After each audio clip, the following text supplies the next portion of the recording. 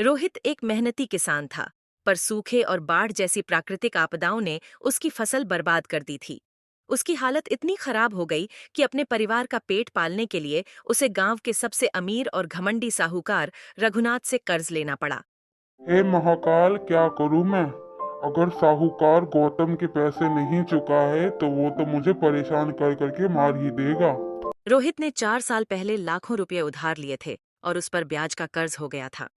10 दिन का 10 दिन में तो 11वें दिन हो गए, परंतु तेरे पैसे नहीं आए। तू तो मूल भी नहीं चुका पाया ना, ब्याज क्या ही चुकाएगा मेरा? बोला था ना सोच ले पैसे लेने से पहले, लेकिन नहीं। तब तो बड़ी शान पट्टी मार रहा था। अब चुपचाप से मेरे पैसे दे दे, कहीं ऐसा ना हो कि जान से हाथ धोना पड़ जाए तुझे मेरे पैसे के चक्कर में। रोहित बड़ी ही विनम्रता से साहूकार गौतम से बोलता है। अरे मालिक, आप ऐसा क्यों कह रहे हैं? मैं जानता हूँ कि मेरा ब्याज और मूल काफी बढ़ चुका है, 4 लाख के आसपास हो गया है, परंतु आप चिंता ना करें, मैं धीरे धीरे करके आपके सारे पैसे लौटा दूंगा।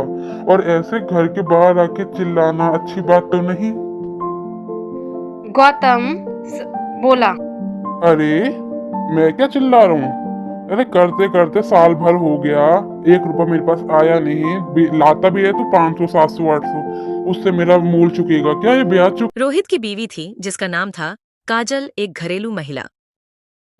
माफ कीजिएगा, आपका ये व्यवहार उचित है नहीं। मैं जानती हूँ कि आपने हमें पैसे दिए हैं, परंतु आपका ब्याज भी तो कम नहीं है। अरे मालिक, अरे मालिक, कहाँ आप इन लोगों की बातों में आ रहे हैं? आप समय दे दीजिए। काजल और रोहित वहीं चुप हो जाते हैं और फिर गौतम और उसका नौकर सोनू वहां से अपने घर की ओर निकल जाते हैं। उनका काम ही था डरा धमका के अपना ब्याज और मूल वसूल करना। गरीब लोगों को पैसे की काफ़ी ज़रूरत हुआ करती थी, तो उन्हें ना चाहते हुए भी पैसे ब्याज पे लेने पड़ते थे, जिसको भरते भरते उनका पूरा जीवन निकल जाता था। थोड़ी देर बाद काजल अपने पति रोहित से बोली। अरे ऐसे कैसे चलेगा? अभी तो वो घर पे आने लगे हैं, पहले तो तुम फोन पे ही बात कर लिया करते थे। अगर ऐसा ही चलता रहा ना तो हमारा जीना मुश्किल हो जाएगा। हाँ काजल, कह तो तुम बिल्कुल सही रही हो। धीरे धीरे करके ब्याज तो बिल्कुल पहाड़ की तरह बढ़ गया है। जितना मूल नहीं उससे कई ज्यादा गुना तो ब्याज है। हमें लगता है कि अब हम दोनों की मेहनत करनी शुरू करनी पड़ेगी। आखिर मेरे खेतों को तो खर कीचड़ की वजह से परेशानी हो गई है ना, कि मेरी सारी फसलें खराब हो चुकी हैं। हाँ, आप सही कह रहे हैं। कोई नहीं, मैं भी ऐसा करती हूँ ना, पास के अलग अलग घरों में जाके ना काम मांगती हूँ। कोई ना कोई तो काम मिलेगा, कुछ नहीं तो कुछ तो पैसा आएगा। मुझे माफ कर दो काजल, तुम्हें मेरी वजह से इतनी परेशानी झेलनी पड़ती है। कहाँ मैंने तुमसे वादा किया था कि मैं तुम्हें हमेशा खुश रखूंगा, तुम्हें सारी सुविधाएं प्राप्त करवाऊंगा, परंतु आज नौबत कहाँ से कहाँ आ गई है। मुझे माफ कर दो। फिर काजल और रोहित ये निश्चय करते हैं कि उन्हें अगले दिन से काम करना शुरू करना है। पानी बारिश की वजह से खेतों में जो फसलें थी वो खराब हो चुकी थी, परंतु कुछ फसलें बची हुई थी। तो उन दोनों ने ये निश्चय किया कि घरों घरों में काम करेंगी काजल, और वहीं रोहित अपने खेतों में काम करना शुरू। रोहित कड़ी मेहनत करता है और अधिक पैसे इकट्ठा करने की कोशिश करता है। रोहित बड़े ताकि जो कीचड़ पीचड़ है वो साइड हो जाए और कुछ फसलें उपजाऊ। 7 महीने हो गए। तो हेलो एवरीवन, आप चौंक गए क्या मुझे देख के बीच कहानी में? मैं आपसे बस कुछ फीडबैक लेने के लिए आई हूँ। मुझे बहुत अच्छा लगा कि आप मेरी वीडियो देख रहे हैं, पर बिकॉज ऑफ फीडबैक मैं जानना चाहती हूँ आपको ये वीडियो कैसी लगी। तो कमेंट सेक्शन में प्लीज़ अपना फीडबैक ज़रूर शेयर करें। एंड अगर आप मेरे चैनल पर नए आए हैं तो चैनल को सब्सक्राइब करें, ऑल पे क्लिक करके, ताकि मेरे वीडियो की हर नोटिफिकेशन आपके पास तुरंत पहुंच जाए। वीडियो को एक लाइक करें एंड कमेंट से मेरे को फीडबैक दें एंड वीडियो को पूरा वॉच करें। अरे जी, करीबन 4 महीने हो गए, गिन चुन के भी पैसे हमारे पास क्या आए हैं? कुछ भी नहीं। और उनकी मोहलत भी खत्म होने वाली है। अब हम क्या करेंगे? हाँ काजल, मैं भी बहुत चिंतित हूँ। मुझे भी समझ नहीं आ रहा कि आखिर मैं क्या करूँ। करते करते 4 महीने बीत गए। जो मोहलत ली थी वो भी खत्म हो गई। सोच रहा हूँ कि किसी से मदद मांगूं, परंतु फिर से हम वहीं फंस जाएंगे। मैं जानती हूँ आपके लिए ये समय काफ़ी कठिन है, परंतु मैं तो यही कहूँगी कि क्यों ना आप एक बार जाके साहूकार के घर कुछ दिनों की या कुछ महीने की मोहलत मांग लें।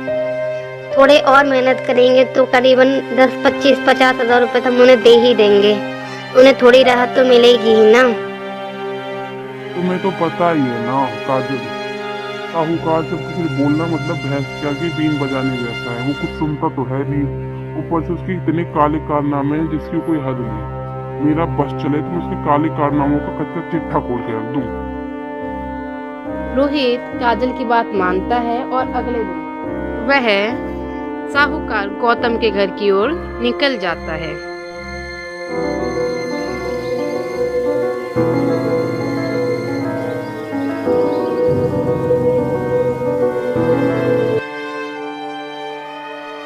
साहूकार गौतम का घर बहुत ही ज्यादा प्यारा और रोमांचक था।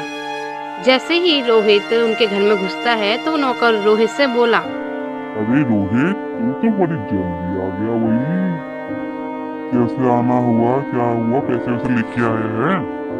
देख, लेके आया है तो बहुत अच्छी बात है, नहीं तो फिर रोहित बड़े ही विनम्रता से प्यार से साहूकार को समझाते हुए बोलता है, मैंने बहुत कोशिश की मालिक कि मैं आपके पैसे चुका सकूं, परंतु अभी मेरे पास इतना धन अर्जित नहीं हुआ है। अगर आप मुझे कुछ महीनों की और मोहलत दे देते तो मैं आपके सारे के सारे पैसे लौटा देता। मैं और मेरी पत्नी काजल, हम दोनों ही काम कर रहे हैं आपका कर्जा चुकाने के लिए। आप तो जानते ही हैं ना, इस गांव में इतना धन नहीं प्राप्त। गौतम बड्डे ही भदे स्वर में बोला, जब तू कर्जा चुका ही नहीं पा रहा है तो मेरा ना एक प्रस्ताव सुन। तू ऐसा करना, तू अपनी पत्नी को मेरे घर भेज दे और उसे बोल दे मैं घर के काम वाम कर दिया करेगी। इससे तेरा भी भला और मेरा भी भला। गौतम की ये बात सुन के रोहित काफी क्रोधित हो जाता है, परंतु रोहित जानता है कि गौतम के पास अभी काफी सारी शक्तियां हैं। लेकिन वो अपने आप को संभालते हुए और अपने क्रोध को संभालते हुए गौतम से को जवाब देते हुए बोलता है, तमीज से बात कीजिए गौतम जी। मैं जानता हूँ कि मेरा आप पे कर्जा है, कर्जा है, कर्जा है। इसका मतलब ये नहीं है कि आप जो मर्जी चाहे बोलेंगे मैं सुन लूंगा। आज के बाद अगर मेरी बीवी के बारे में कुछ भी अलग शलग बोला तो मुझसे बुरा कोई नहीं होगा, समझे आप? इतना बोलकर फिर गौतम के घर से रोहित उससे बोला, अरे क्या बताऊं, इतना नीच किस्म का व्यक्ति है गौतम जिसकी कोई हद ही नहीं। इतना अपशब्द से बोलता है कि मैं क्या ही बताऊं। अरे अगर गौतम ने आपको ये बोला तो आप उसे जवाब दिए बिना ही आ गए क्या? या आप इतना क्रोधित मत होइए, मैं अभी अब इसमें आपको क्या ही बोलूं। काजल अपने गुस्से को शांत करते हुए बोलती है कि आप ऐसा कीजिए, अपने दोस्त कृष्ण से मुझे के मिलिए। कृष्ण के पास हर सवाल का जवाब होता है, तो क्या पता वो आपके हर एक सवाल का आपको जवाब दे दें। अरे भाई, कैसा है तू? तुझे पता है आज मुझे तेरी कितनी ज्यादा जरूरत है। मुझे पता ही है ना, हमारे साहूकार का इतना गिरा हुआ व्यक्ति है कि मैं क्या बताऊं। मुझसे कह रहा है कि अपना कर्जा उतारना है तो अपनी बीवी को मेरे घर भेज दो, मेरे घर में काम कर ले, जिससे तुम भी सही रहोगे। कृष्णा काफी बुद्धिमान है और उसने सोचा कि मत सोच, ये तो तेरे लिए एक अवसर है, अवसर। हम सब जानते हैं कि साहूकार कितना दुष्ट किस्म का व्यक्ति है, उसके कितने काले कारनामे हैं। तो अगर भाभी जी उसके घर जाके कार्य करती हैं तो वो उसके सारे दस्तावेजों को भी तो अपने पास ला के रख सकती है ना। और अगर उसके सारे दस्तावेज, उसके सारे काले कारनामे हमारे पास एक सबूत के रूप में हो गए तो हम उस साहूकार को यहाँ से वजूद ही खत्म कर सकते हैं। बाकी तेरी मर्जी, तेरा एक कदम बहुत होकर जिंदगी बदल देगा। रोहित को कृष्ण की बातें काफ़ी उचित लगती हैं और यही बात भाभी यानी कि काजल को भी काफ़ी सही लगती है। अगले दिन काजल अपना सामान लेके थोड़ा बहुत साहूकार गौतम के घर पहुंच जाता है। गौतम उसे देख के काफ़ी प्रसन्न होता है और फिर प्रसन्न होते होते वह काजल से बोला, आई गई ना तुम। मैंने तुम्हारे पति से पहले ही कहा था कि तुम्हें भेज दे, परंतु उसका तो विनाश काले विपरीत बुद्धि का सीन है। पर कोई नहीं, देर आए दुरुस्त आए। अपनी हद में रहिए आप। मैं जानती हूँ कि हाँ, मेरे पति का कर्जा आपके ऊपर है, परंतु इसका मतलब ये नहीं कि आप जो मर्जी चाहे बोल लेंगे। मैं यहाँ पे कार्य करूँगी और उससे आपका कर्जा कम होगा। हर दिन का मेरा पैसा होगा, याद रखिए। अरे ठीक है, करो तो सही तुम काम, मुझे क्या करना। मेरे घर में तो वैसे भी कोई नहीं है। कोई ना कोई तो होना चाहिए ना मेरी सेवा करने के लिए, तुम या कोई और। फिर काजल 2 महीने तक लगातार काम करती है और एक मुक्के से वह गौतम को बेनकाब करने में कामयाब हो जाती है। अरे गौतम, तुझे तो पता ही है ना कि पुलिस का चक्कर हो जाता है, तो तू ऐसा कर, जो भी दस्तावेज तेरे पास है वो मुझे दे दे, मैं जाके जला देता हूँ। हाँ, एक तू ही तो भाई है भाई मेरा। मुझे तो याद ही नहीं रहा कि हाँ, हर महीने के अगले 2 से 3 महीने में मुझे सारे दस्तावेज जला देने चाहिए। अगर पुलिस आ गई तो तुम्हें सबूत मिल जाएगा। अब तू भूल सकता है, मैं कैसे भूलूं? तू ही तो मेरा गुरु है, हैं? चल सुन, मैं कल सुबह फिर से आऊंगा। सारा दस्तावेज को एक कॉपी में बना के रखियो और उस फाइल को ले जाके मैं जला दूंगा जंगल में। काजल जिस मौके की तलाश में थी वो उसे मिल गया था। रात में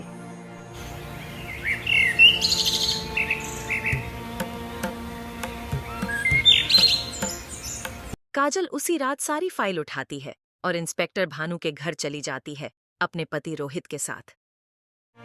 हमें माफ कर दीजिए इंस्पेक्टर साहब, मैं जानती हूँ कि हमारा ये समय आना अनुचित है, ये आपके आराम का समय है, परंतु मेरे पास आज सारे सबूत हैं। आप इस सभी फाइलों में चेक कर सकते हैं कि कैसे साहूकार ने इतने सालों से गरीबों का शोषण किया है, कैसे उसने हमें परेशान किया है। हम उसके अत्याचार से काफ़ी परेशान हो गए हैं। हाँ इंस्पेक्टर साहब, मेरी पत्नी बिल्कुल सही कह रही है। मैंने भी सारे दस्तावेजों की एक बार जांच की है। सारे दस्तावेजों में सभी गांव वालों के नाम, उनका ब्याज दर और उनकी मूल रकम हैगी। अब चाहे देख लीजिए और हर हाल में उस व्यक्ति को गिरफ्तार कीजिए। काजल भानु दोनों ही अगले दिन सेठ के घर जाते हैं। बोला, अरे क्या साहूकार जी, आपने तो बहुत काले कारनामे किए हैं।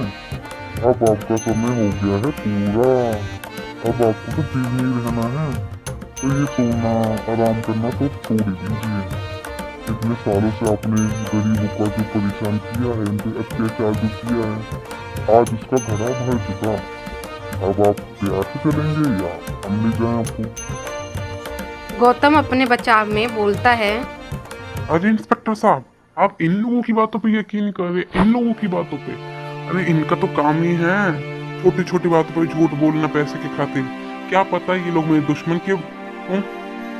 तभी गुस्से से क्रोधित काजल बोलती है, आप तो चुप ही हो जाइए। सारे कारनामे आपके इस दस्तावेज में कैद हैं और अभी के नहीं हैं, बहुत पुराने से पुराने। आपने तो मुझे लगता है सारी फाइलें जलाई ही नहीं थी। अब आपका जो कारनामा था वो खत्म।